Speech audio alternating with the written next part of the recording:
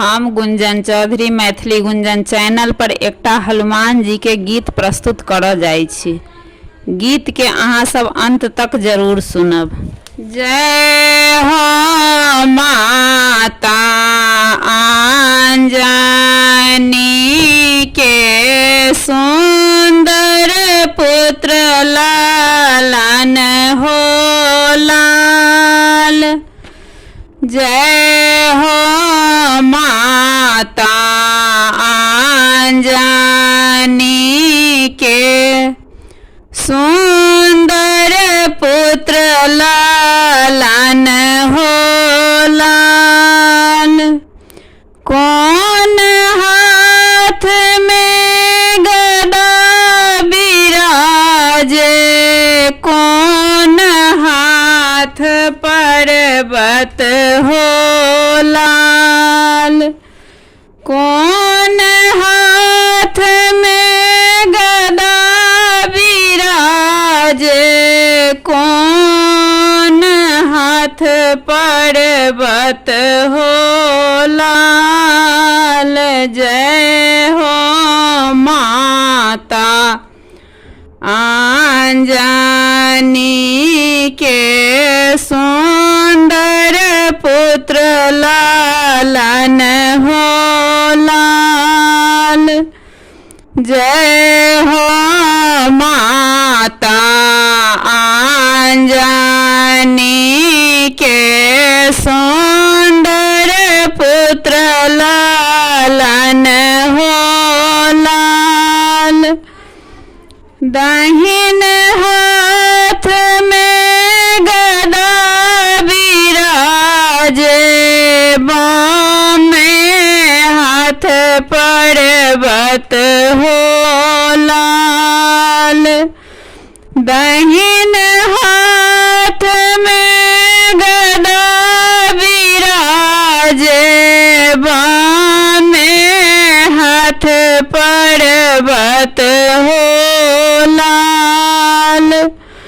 जय हो माता अंजनी के सुंदर पुत्र लालन हो लाल।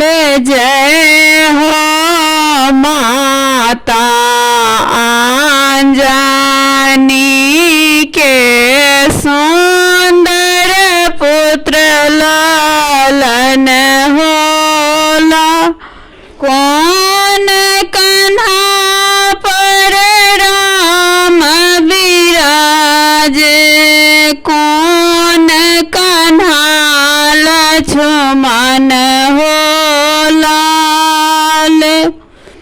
कौन कन्हा पर राम बिराजे, कौन कन्हा लक्ष्मण हो लाल।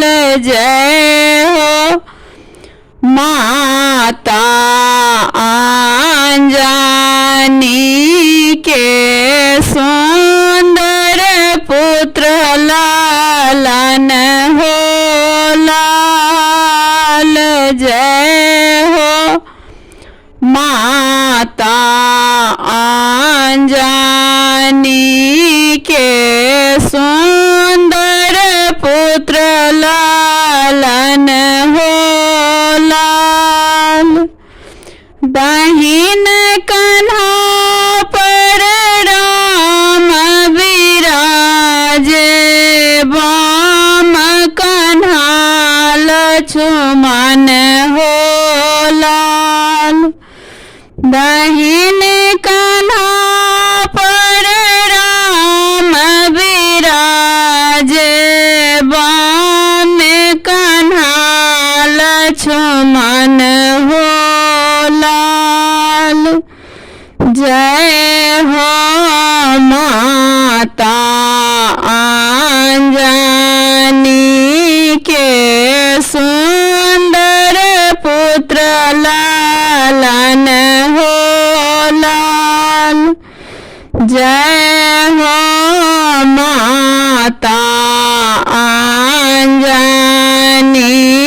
के बोला।